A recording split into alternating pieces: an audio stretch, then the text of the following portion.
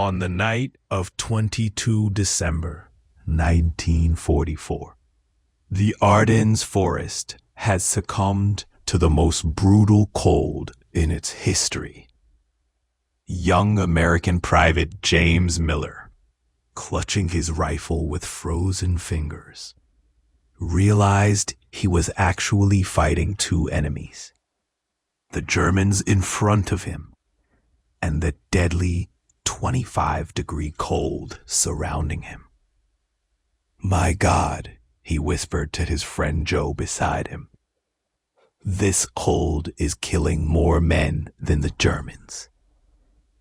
The forest was experiencing the fiercest days of the Battle of the Bulge. Yet that morning, instead of the sounds of battle, an eerie silence reigned. A heavy snowstorm had cut off all supply lines, leaving both sides hungry, cold, and desperate. Lieutenant Richard Hayes, commander of this unit attached to the U.S. 101st Airborne Division, was helpless as he watched his men freeze to death. "Sir," said Sergeant Miller, "last night we lost 3 more men to the cold. We're not going to die fighting this way. We're going to freeze to death." At the same time, just 200 meters away, Wehrmacht soldiers belonging to the German 5th Panzer Army were facing a similar fate. 19-year-old German Private Karl Schmidt scribbled the following lines in a letter to his mother. "Dear Mother, the cold here is more terrifying than death. At least a bullet kills quickly. But this cold kills slowly, mercilessly." At 10:30 a.m., something unexpected happened. A white cloth was waved from the German lines. At first, they thought it was a trick.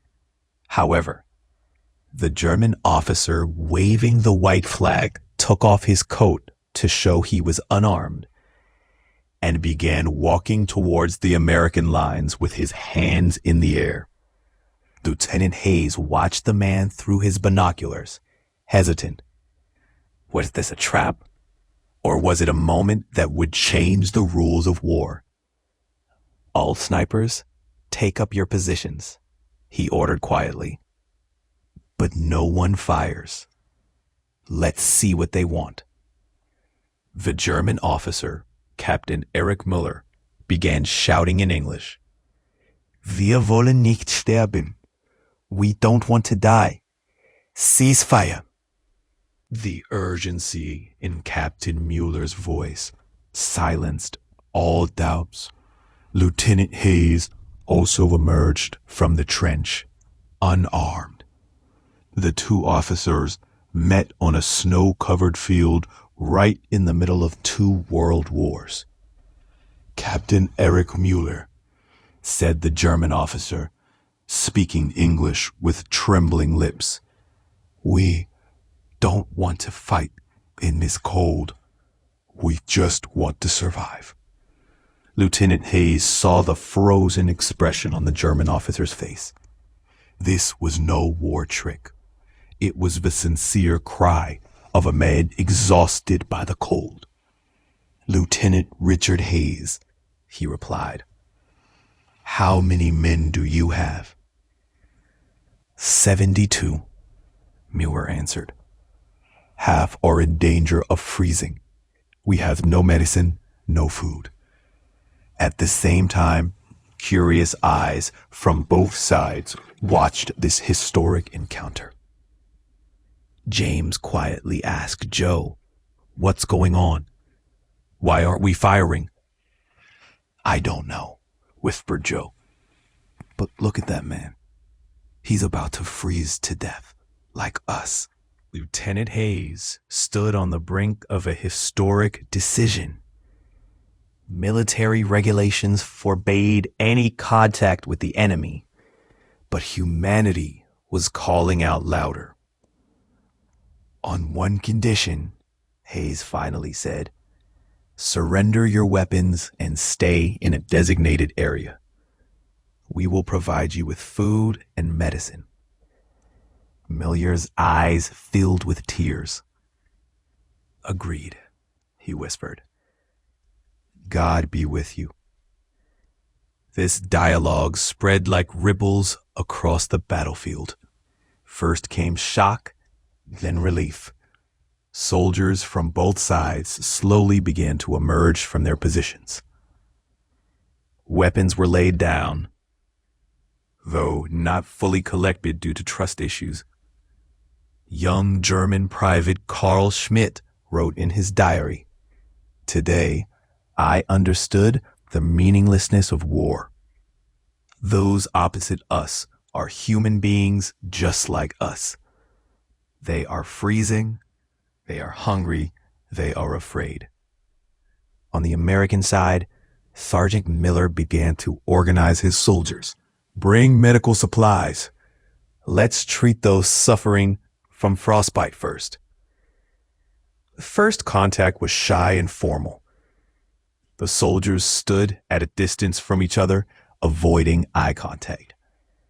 However, a common enemy, the deadly cold, united them in the same fate. At 11:30 a.m., one of history's most unusual ceasefires was officially in effect. Two enemies had become temporary allies in the struggle for survival. The first step was taken by American Medic Corporal Maria Rodriguez. Seeing two German soldiers showing signs of frostbite, she remembered that her medical duty knew no nationality. With her first aid kit in hand, she walked towards the German lines. "Sanitäter," she shouted. "Medic, I can help." The Germans looked at her hesitantly at first, then pointed to their wounded comrades.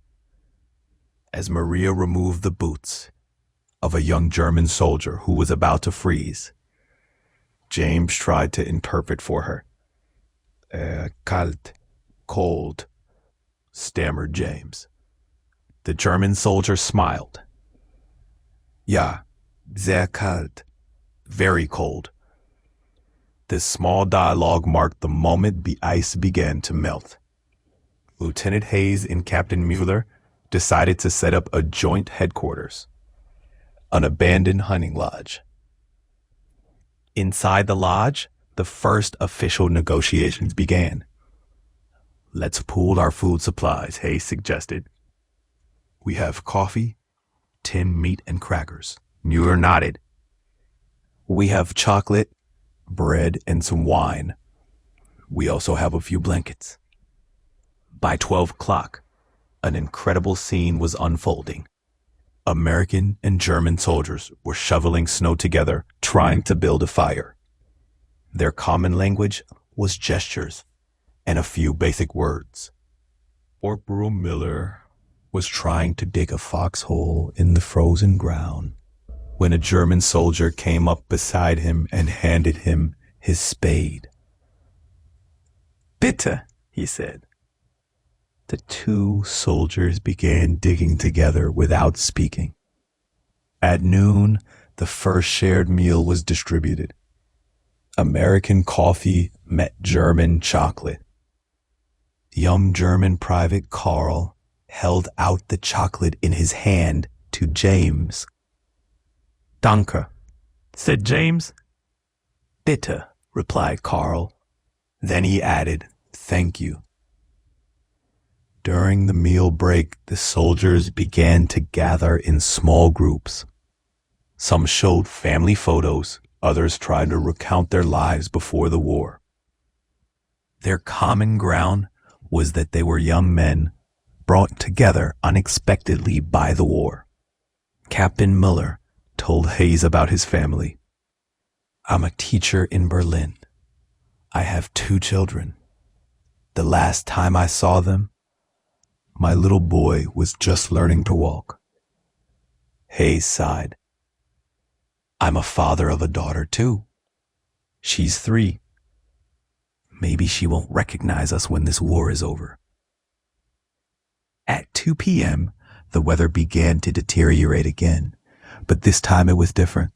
They were no longer alone. Together, they reinforced their shelter, shared blankets.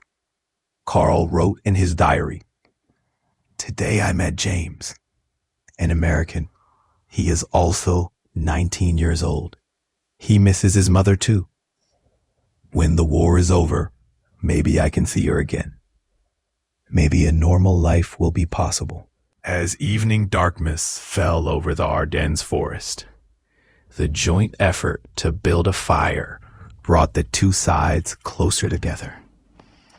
German engineering expertise combined with American materials, they managed to dig a deep fire pit in the frozen ground.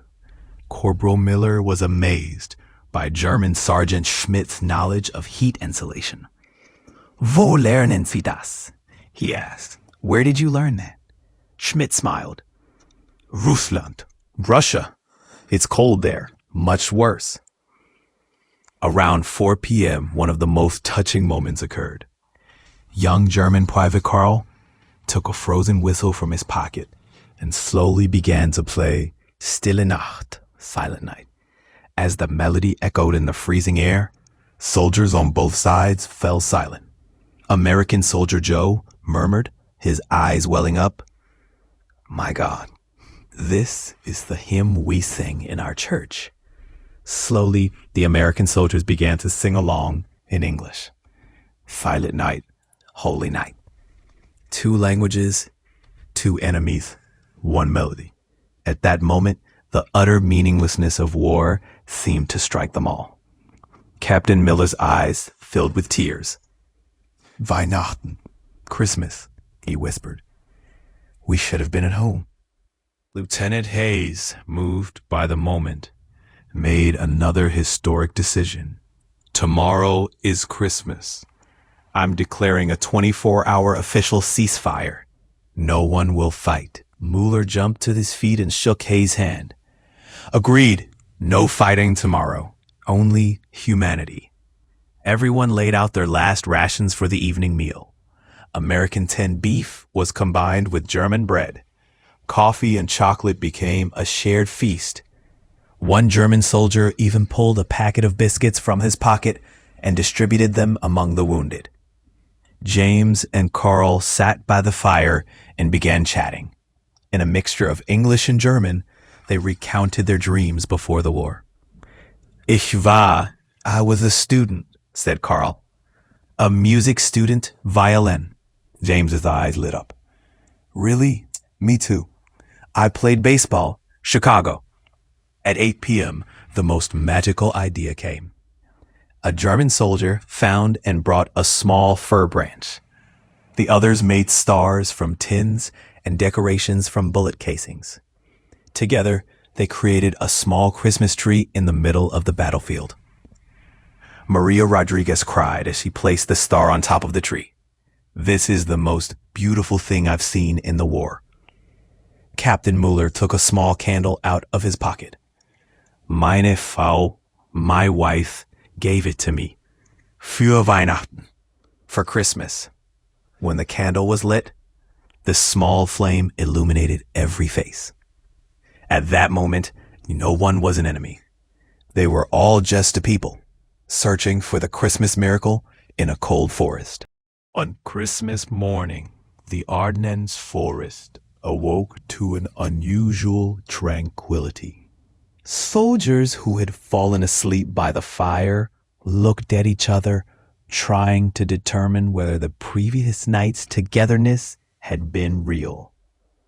For the first few minutes, an odd silence prevailed. James realized he had woken up next to Carl. They had shared the same blanket. When Carl opened his eyes, he gave James a shy smile and said, "Frohe Weihnachten. Merry Christmas." "Merry Christmas," James replied, his voice still sleepy. Lieutenant Hayes and Captain Mueller met at dawn. Hayes held out 2 tins of coffee. "Our last coffee," he said, the best day to share it. As Mueller drank the coffee, he murmured, "I'll never forget this Christmas." Perhaps it was a sign from God. At 08, a communal Christmas breakfast was held. The last remaining provisions, a few tins, breadcrumbs, the last pieces of chocolate, were shared equally. Maria Rodriguez was changing the dressings on the wounded when a German soldier helped her. But there was an inescapable heaviness in the air. Everyone knew this peace was temporary. Around 10, the sound of distant engines put everyone on alert. Lieutenant Hayes raised his binoculars. "Our reconnaissance unit," he shouted. "They'll be here in about half an hour." At that moment, reality hit them all hard. Captain Mueller ordered his soldiers to assemble. "Wir müssen gehen." We have to go. The farewell moment was more emotional than expected. James and Carl embraced each other. "Überleben," Carl said to James. "Survive. Stay alive." James couldn't hold back his tears. "You too. Let the war end. Maybe we'll see each other again someday." Sergeant Miller shook hands with German Sergeant Schmidt. "Good luck," he said. Schmidt nodded. "Auf Wiedersehen. Perhaps we'll meet again." The hardest farewell was between Hayes and Miller. The two officers looked at each other, unable to find the words. Finally, Hayes took a small American flag pin from his pocket. "A memento," he said. Miller responded by pulling a German Pfennig from his pocket. "Für Glück," for luck. At 11, the Germans began retreating into the depths of the forest. As the American reconnaissance unit approached, everything was returning to how it had been 24 hours earlier. But nothing was the same. James looked at his friend one last time. Carl raised his hand in farewell. Then they disappeared into the forest. Lieutenant Hayes reported the situation to the commander of the arriving reconnaissance unit. "The Christmas truce," he said. "It was a humanitarian necessity." That night, James wrote in his diary, "Today I said goodbye to an enemy, but more importantly, I said goodbye to a human being. Carl, a 19-year-old music student who played the violin. I hope he survives. I hope this bloody war ends so that one day I can see him again." The Christmas truce in the Ardennes was never officially recorded. However, every soldier present that night left with a lesson they would carry for the rest of their lives. Even in the darkest times, humanity can shine through. Sometimes the greatest victory is not in fighting, but in knowing when not to fight. The story of James and Carl has been passed down through generations as a triumph over the inhuman nature of war. Two young soldiers showed that on a Christmas night, they could forge a bond beyond enmity, reminding us that peace is possible even in the most hopeless moments.